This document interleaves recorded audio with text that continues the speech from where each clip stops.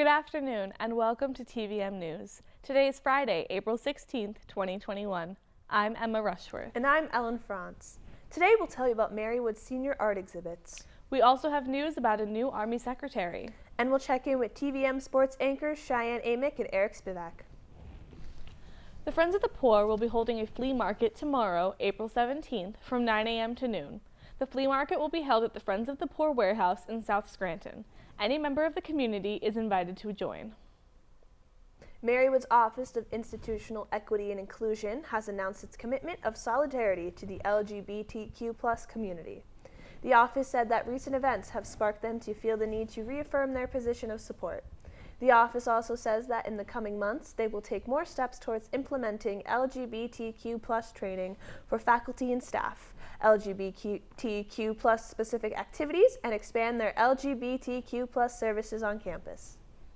The senior art exhibit is now on display. Senior art therapy majors have their work displayed in the Sarashi Gallery, while graphic design, illustration, and photography majors have their work showcased at the Mahadi Gallery. The exhibits will remain up until May 1st. Marywood's higher education program has recently earned top rankings by Intelligent.com. The program won top rankings for best online master's and higher education degree programs. The university as a whole also received a unique distinction for Best Catholic University. Marywood was one of 54 schools who, out of the 195 schools that are assessed by Intelligent.com, made it to the final ranking list. The Friends of the Poor held a food giveaway on Wednesday afternoon, and I was fortunate enough to experience it. Check it out. The Friends of the Poor held a food giveaway in front of the Parker Hill Church in Dixon City. Attendees were required to stay in their cars and provide their zip code as well as household information. The Scranton charity has been hosting giveaways more frequently due to the COVID-19 pandemic. Volunteer Isabella Aiden prepared food bags to be distributed. Gave over 1,000 families. That's how I feel, because it's been going by kind of fast, but it could be more or less, but I'm hoping more. Marywood-University freshman nutrition and dietetics major Rebecca Becker volunteered for the giveaway for the second time this year. As someone, I grew up with a lot of food insecurity in my house. I have a lot of younger siblings, and so I've seen firsthand just how impactful food drives like this can be. For TVM News, I'm Emma Rushworth. The event lasted from 2:30 p.m. until 5:30 p.m. When we come back, we'll tell you about a little boy who saved his sister's life. Myth. If you get COVID-19, you'll recover after a few days. That myth is false. We're only just beginning to understand the effects of COVID-19 on the human body, as we're starting to see more and more people identifying as long haulers who are having symptoms for weeks, if not months, after their initial infection. Continue to wear a mask, socially distance, and wash your hands. Together, we can keep COVID out of school. For ways to keep your community safe, go to backtoschooltogether.com.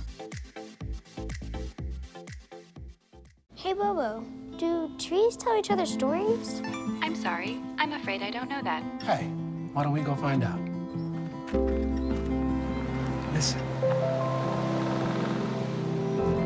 Do clouds take naps?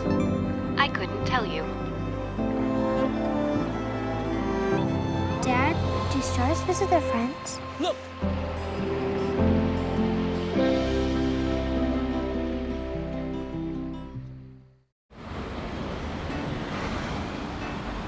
Hey, let's check out this park.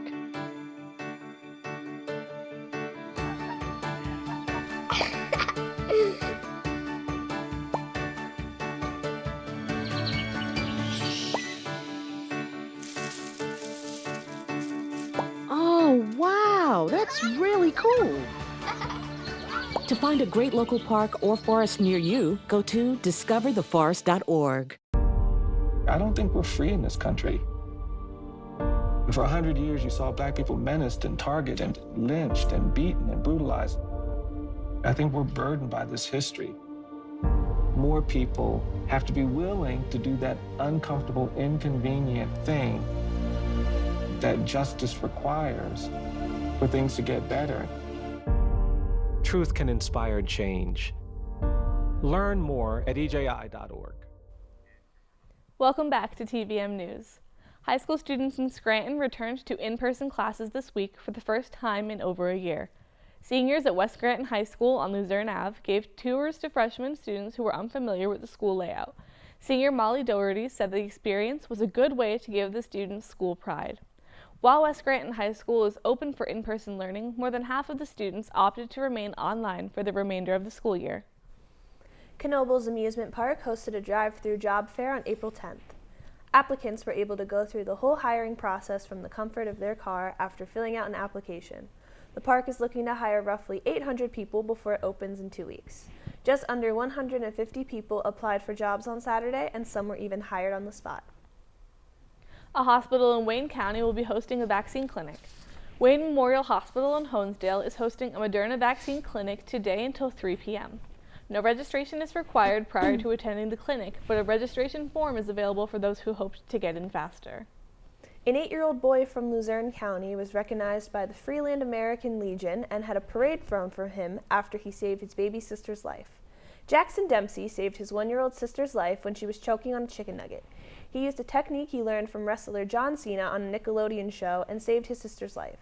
Dempsey has been hailed as a hero and has even received a personalized message from John Cena for knowing exactly what to do. Pennsylvania recorded 3,088 new coronavirus cases in the past week. Unfortunately, the Department of Health only recorded 1 death. Lackawanna County saw 31 new COVID cases in the last week, and almost 60,000 Lackawanna County residents are fully vaccinated, which is 28% of the state. Students across Luzerne County put together a color run to raise money for 6 kids in Wyoming Valley. On April 10th, more than 100 runners gathered at the 44 soccer fields for a run where spectators threw colorful powder at them. The event raised money for Team Jared, which provides gift boxes for sick kids in Wyoming Valley. When we come back, we have news about a new Army secretary. Myth. I can party with people as long as they don't have symptoms. That myth is false. As we've seen, up to 40% of people who have COVID-19 are asymptomatic and can pass it on to others. So I'd recommend avoiding any social parties, especially indoor ones. If you want to try to socialize but reduce your risk, I'd recommend meeting outside in small groups, continuing to wear a mask, and socially distancing from others if you can. Then together, we can keep COVID-19 out of school. For ways to keep your community safe, go to backtoschooltogether.com. Jordan knows he shouldn't eat this entire bowl of nachos, but tonight he's earned that right. Because a few hours ago, in the middle of happy hour, he recognized a sign. Not from the gods or a bolt of lightning, but from a double heart, a kissy face, and a 4th ha in ha ha ha. That's when Jordan knew he was buzzed. So when it was time to go, he got a ride home instead of driving. Be a legend like Jordan. Recognize your buzzed warning signs and get a ride home. Buzz driving is drunk driving. I am what hunger looks like in America. I am an 8-year-old girl who's not excited for the last day of school. Because this may be the last time I'll have lunch. Till September. I am a single father of 2 who works 3 part-time jobs. And that's still not enough to put food on the table. I was created by artificial intelligence from faces of the 1 in 8 Americans who struggle with hunger. Feeding America, 200 food banks strong. What do you think you're doing, Kevin? Was just gonna drive home. There are several warning signs present that you shouldn't be driving. Like hearing voices? Like your text-to-emoji ratio? Oh man, the selfies. Selfie, nailed it. We all have warning signs that let us know that we're probably not okay to drive. Mine is pretending to be your subconscious. Craig, come on man, let's split a ride home. Welcome back.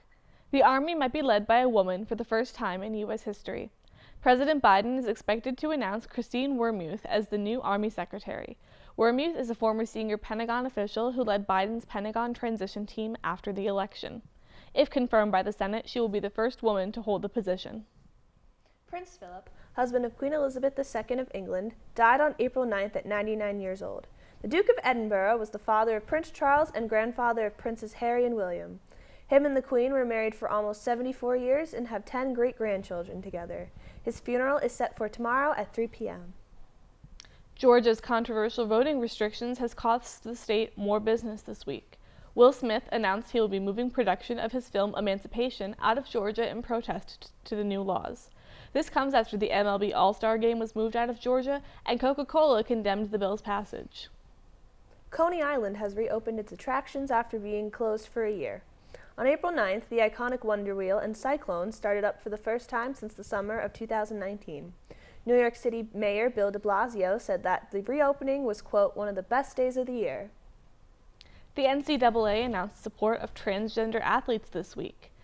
The college sports organization said it firmly supports the opportunity for transgender student athletes to compete in college sports. The Board of Governors for the NCAA said it will commit to holding tournaments in safe environments for transgender athletes. This past Friday, Taylor Swift re-released her 2008 album Fearless. The album has all the original songs, but with a twist. The songs were re-recorded as Taylor's version, and some unreleased songs written by Swift in 2008 are also on the album. The re-release comes after Swift left her former record label and was unable to buy the masters to her own music back. When we return, we'll check in with TVM sports anchors Eric Spivak and Cheyenne Amick. COVID-19 has changed how we express our faith and gather to worship. Now it's time to take the first step that lets us get back to spreading the word without spreading concern. Before we can safely come together, we need the facts. As COVID-19 vaccines become available, you may have questions. Should I get it? Is it safe? Should I wait? It's smart to question. Now, get the facts at getvaccineanswers.org so you can make an informed decision when vaccines are available to you. Hey world, I have a quick message. It's about safe driving. All right, let's go. Anytime you're driving, have the seatbelt buckled tight. Both hands on the wheel and your phone out of sight. When not in your hand trying to text somebody back. Because if you do, your car might get smacked. The moral of the story, just put your phone down. The people on the road will stay safe and sound. Put your phone down, put your phone down. People on the road will stay safe and sound. Yeah.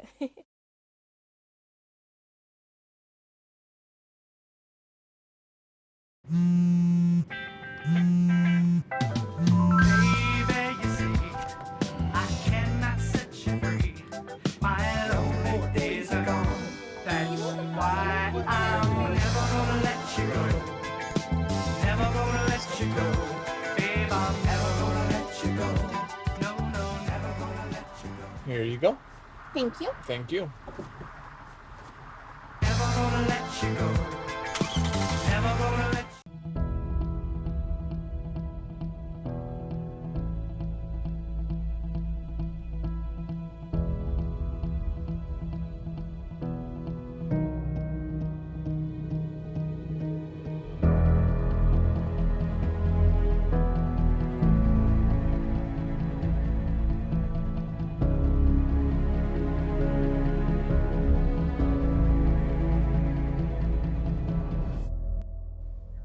Welcome back to TVM-News. Let's check in with Eric Spivak for the latest in Marywood sports. What's been going on, Eric? Well, Emma, this week has been especially busy for Marywood softball. Ooh, that sounds intriguing. Tell us more. Marywood-University freshman Faith Kendricks was selected by the Atlantic East Conference to be a part of their Women Tennis Weekly Honor Roll. This is Kendricks' first conference recognition of her athletic career. Congratulations, Faith. Keep up the great work. Jason Holman has been awarded the National Science Foundation's Robert Noyce Teacher Scholarship. Holman plays for Marywood's men's basketball team and is studying mathematics and secondary education. As a graduate of a local high school, Holman hopes to teach close to home and in underserved communities post-graduation. Congratulations to this awesome student athlete. After 520 days, Marywood's women's soccer team finally took the field in their first game against Immaculata University. After goals scored by freshman Victoria Tizes and sophomore Emily Levine, the Pacers faced the Mighty Macs in double overtime. Unfortunately, the team fell short, losing 3-2. The Pacers face off again against the Mighty Macs this Saturday at 3:30 p.m. Marywood Track and Field will be traveling to East Stroudsburg University to compete tomorrow, Saturday, April 17th. The competition will be fierce with there being at least 20 teams competing against the Pacers. Best of luck to the team. Marywood Pacers softball played a doubleheader against Immaculata University this past Wednesday and came out victorious in both games. The Pacers secured the first game with a 6-2 victory over the Mighty Macs. Pitcher Maura Ham evened her victory on the pitcher's mound at 2-2, where she struck out 3 batters to help lead her team to victory. The Pacers won the second game of the doubleheader 7-5. Samantha Balteritis helped lead the Pacers to a victory of 2 at-bats, 2 RBIs, and 3 runs scored. This victory improved the Pacers' in-conference record to 3-3. Marywood softball played back-to-back doubleheaders on April 15th. The Pacers faced off against Gwinnett Mercy Griffins, where they lost the first game 3-6 and won the second 10-9. Samantha Balteritis hit a walk-off home run to seal the deal and award the Pacers the victory in the second game. The Pacers face off again on April 17th at noon and 1:30 p.m. against the Immaculata Mighty Macs. That's all from Marywood Sports. Let's check in with Cheyenne Amick for the latest updates in professional sports. Cheyenne, what's going on? Thanks, Eric. On Sunday, April 11th, Hideki Matsuyama won the 2021 Masters Golf Tournament and became the first Japanese golfer to win a major golf tournament.